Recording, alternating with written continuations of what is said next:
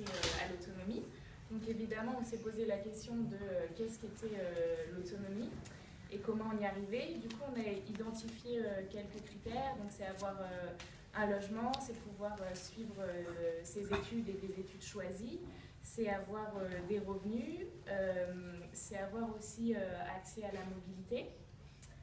Il y a l'idée aussi d'être autonome, c'est se détacher de ses parents et de sa famille finalement.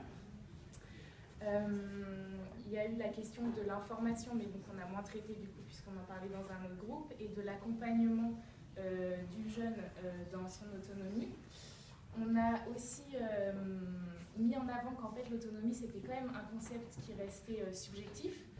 Évidemment, voilà, il y a des points que je viens d'énumérer qui, voilà, on ne peut pas trop discuter là-dessus, mais on a dit que deux jeunes différents pouvaient avoir une même situation et un pouvait penser qu'il était autonome alors que l'autre pensait qu'il ne le serait pas.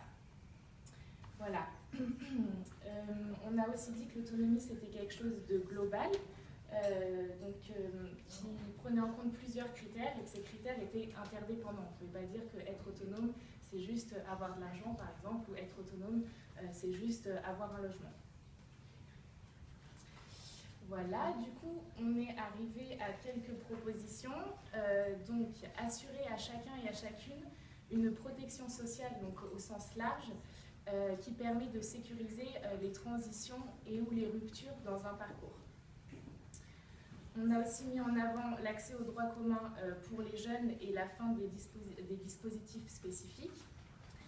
Ensuite, comme on a parlé aussi de le rôle des études et de la formation dans l'accès à l'autonomie, on a eu des propositions sur le rôle de l'école.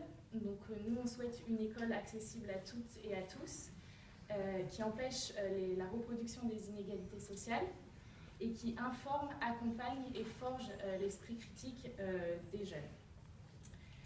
Enfin, on a évoqué de tendre vers la gratuité de certains droits, exemple le transport ou la santé.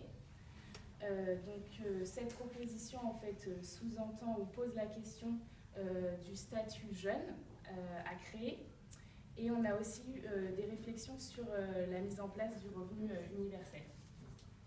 Je vous remercie.